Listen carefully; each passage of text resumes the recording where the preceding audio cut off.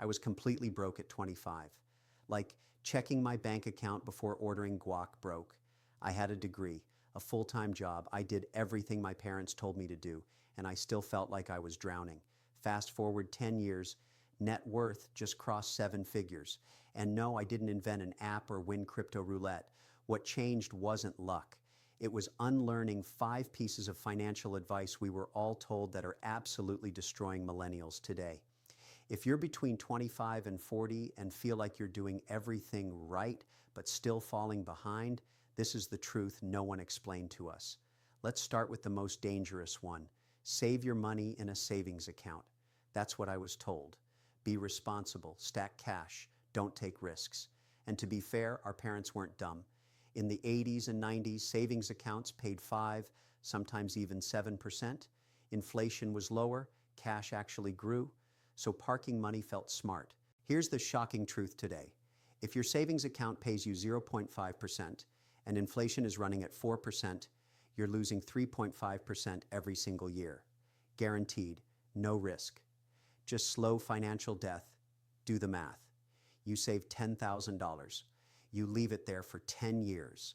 Inflation quietly steals over $3,000 of your purchasing power. You didn't spend it, you didn't gamble it, you followed the rules, and you still lost. The modern alternative isn't reckless, it's informed. Emergency fund in cash, everything else has to work. Index funds, retirement accounts, assets that historically beat inflation by 6 to 8% over time. That single shift alone was worth hundreds of thousands for me over a decade, which leads perfectly into the next lie. Avoid all debt. I used to be proud of being debt-free, no credit cards, no loans. I thought that made me disciplined. My parents lived through high interest rates, credit cards at 18%, mortgages at 12%. Debt was dangerous back then. But here's what they didn't tell us. Not all debt is the same. There's bad debt that drains you, and there's good debt that multiplies you. Real example, I avoided investing because I didn't want to owe anyone anything. Meanwhile, I passed on borrowing at 4% to invest in assets returning 10%. That 6% gap, over 20 years on $50,000, that's the difference between $150,000 and over $330,000. The wealthy use debt like a tool, carefully, strategically, to buy cash-flowing assets, to increase leverage, to speed up time. The goal isn't zero debt, the goal is productive debt. Next one, this one hurts. Buy a reliable used car. Sounds smart, right? And again, not crazy advice. Cars are depreciating assets, don't overspend. Totally fair. But here's the secret they never explained. It's not the car that kills you, it's the opportunity cost. I bought a $12,000 used car in cash. Felt responsible. Meanwhile, I tied up $12,000 that could have been invested. At 8% over 10 years, that money would have grown to about $26,000. Meanwhile, a modest car loan at 3% would have cost me maybe $2,000 in interest total. So my smart decision quietly cost me over $12,000 in lost growth.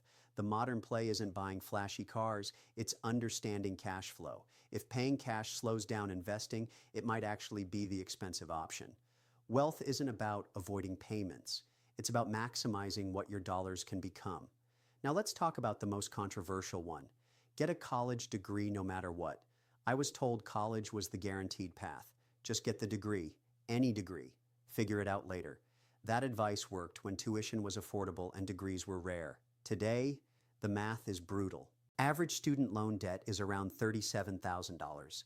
Many degrees add less than $10,000 per year in income compared to no degree. Do the math. After taxes, it can take 10 to 15 years just to break even. That's assuming you even work in your field. I'm not anti-college. I'm anti-bad ROI. A $200,000 engineering degree that leads to a $100,000 job, great investment. A $120,000 degree that leads to a $45,000 job, financially devastating. The modern alternative is brutal honesty. What does this degree cost? What does it pay? What's the timeline? And are there cheaper or faster paths to the same income? Skills, certifications, businesses, sales, tech, trades. College is a tool, not a religion. And finally, the advice that kept me broke the longest. Stay loyal to one company. My parents stayed at one job for 20 years. Loyalty was rewarded. Pensions were real. Raises kept up with inflation. That world is gone. Today, internal raises average about 2 to 3%. Job hopping? Often 10 to 20% increases. I doubled my income in 5 years by switching roles strategically, not emotionally, strategically. Here's real math. Someone earning $60,000 with 3% raises reaches about $80,000 in 10 years. Someone who switches jobs every 2 to 3 years and increases pay by 15% can hit $120,000 or more in the same time.